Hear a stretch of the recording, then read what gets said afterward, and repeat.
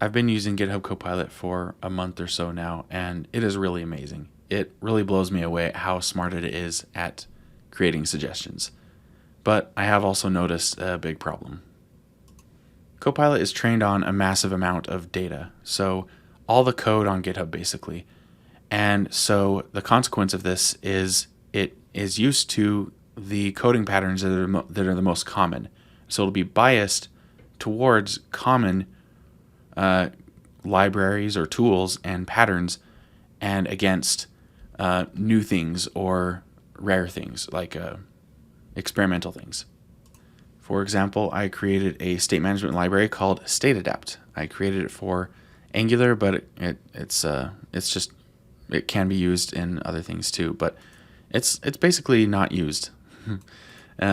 These are all the state management libraries for Angular.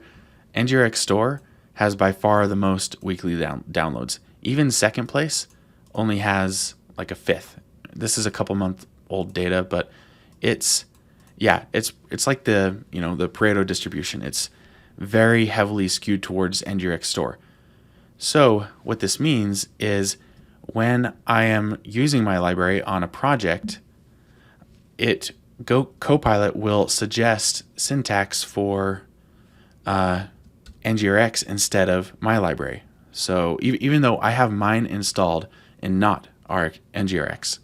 So if I do const adapter equals, it suggests NGRX entity syntax. It's not anywhere to be found in this project at all. So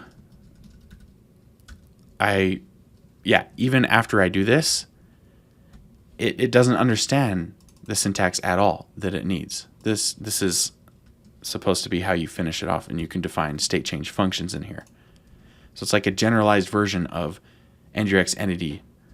And so, I've noticed, so this has been a big problem. This has been kind of annoying as I'm writing, as I'm testing out my library. And for anybody who's using a library, it's probably pretty frustrating to see suggestions that have nothing to do with your specific project.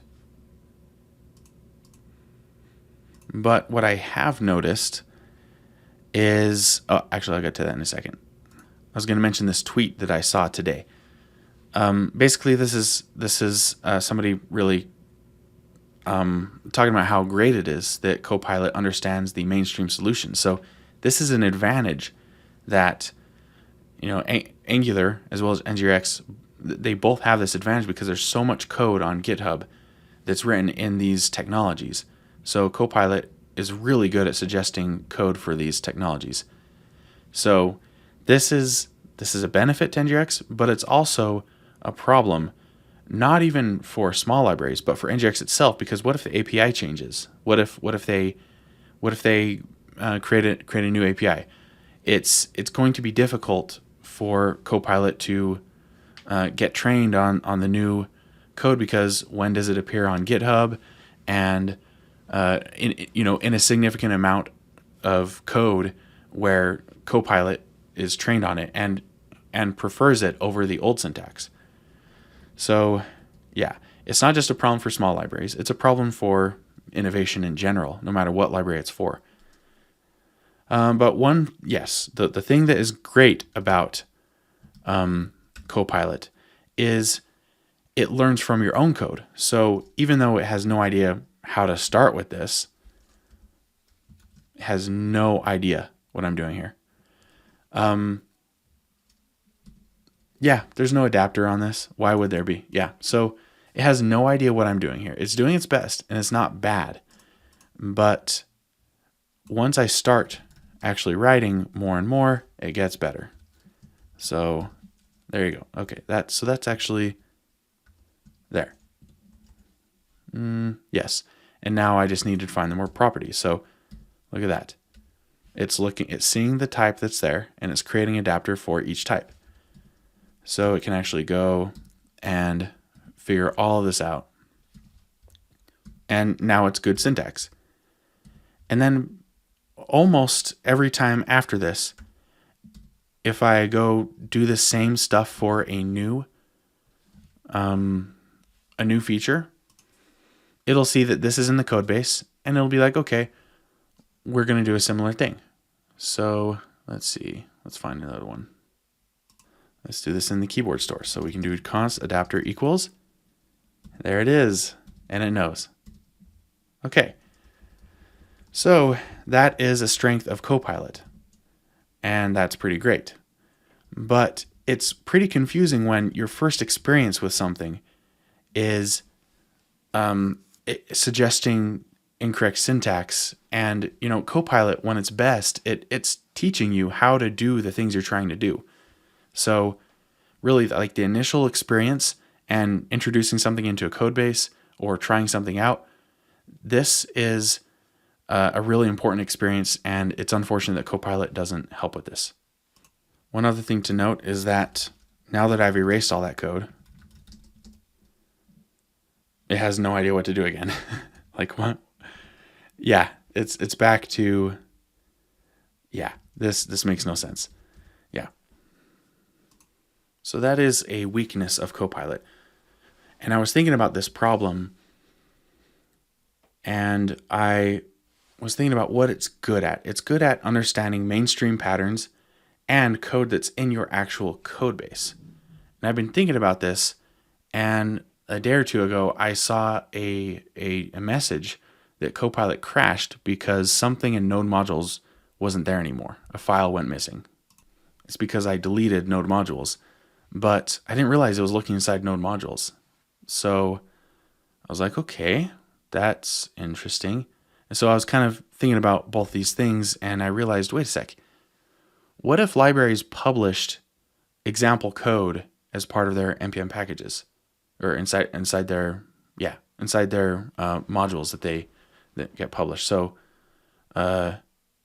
it might look something like this.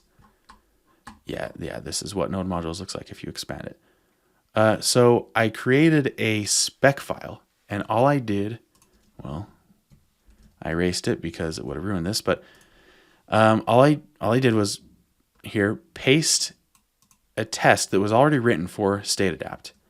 And now all I have to do is come back here, and that already was pretty good.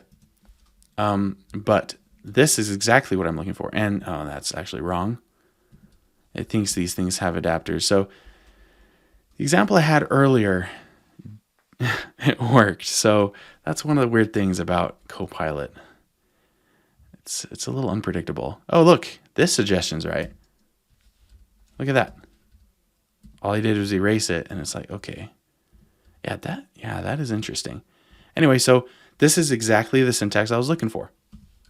So basically, all you need to do as a library author is copy your spec files into your Node modules folder, into your, the distribution folder, the folder that is going to be published to NPM. And I haven't tried this yet, but I don't see why it wouldn't work. All right, I have to add this into this video. This is me later, and I didn't realize that actually Copilot does not look in Node modules. The only reason it was looking inside Node modules for me was because I had that file open. So instead, this is what we have to do.